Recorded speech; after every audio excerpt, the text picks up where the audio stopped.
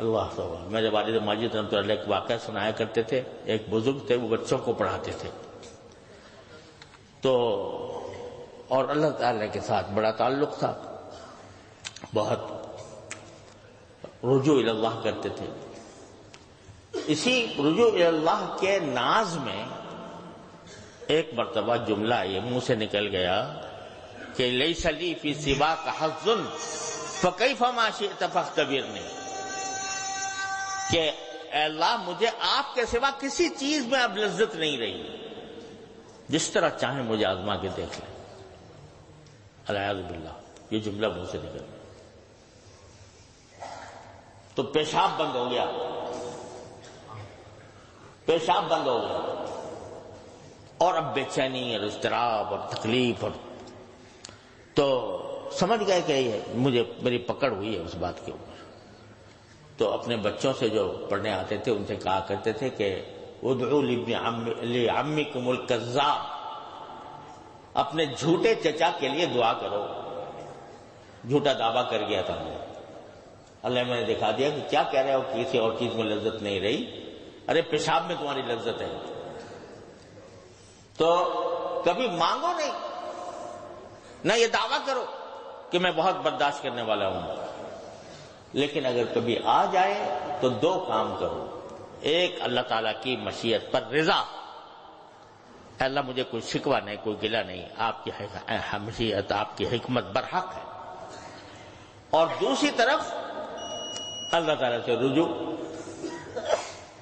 کہ اللہ آ گئی ہے، اس مشکل کو دور فرما دیجئے، یا اس کے اندر میری دستگیری فرمائیے، مجھے صحیح راستہ دکھائیے. اللہ تعالیٰ کی طرف رجوع. دو کام کرو گے انشاءاللہ جب وہ جائے گی تو تم کہاں سے کہاں پہنچ چکے ہوگے، درجات تمہارے کہاں سے کہاں پہنچ چکے ہوں گے. بس یہ سبق ہے جو دیا گیا. اور یہاں اس دعا میں یہ سبق بھی ہے کہ جب کچھ نہ سمجھ میں آ رہا ہو کہ میں کس طرح مانگوں اللہ میاں سے، تو ہاتھ ہی پھیلا دو، انی مسنی الضر وانت ارحم الراحمین. تو یہ بھی دعا کا ایک انداز ہے، یہ بھی ایک اسلوب ہے، اور بعض اوقات یہ اسلوب زیادہ مؤثر ہو جاتا ہے دوسرے اسلوب کے مقابلے. اللہ تبارک و تعالیٰ اپنے فضل و کرم سے، اپنے رحمت سے ہمیں یہ سارے سبق لینے کی اور اس پر عمل کرنے کی توفیق عطا فرمائے. وصلی اللہ تعالیٰ علیہ اللہم صلی علی سیدنا محمد وعلی آل سیدنا محمد کما صلیت علی ابراہیم وعلی آل ابراہیم.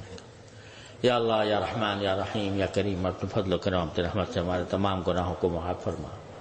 یا اللہ ہمارے اعمال و اخلاق کی اصلاح فرما.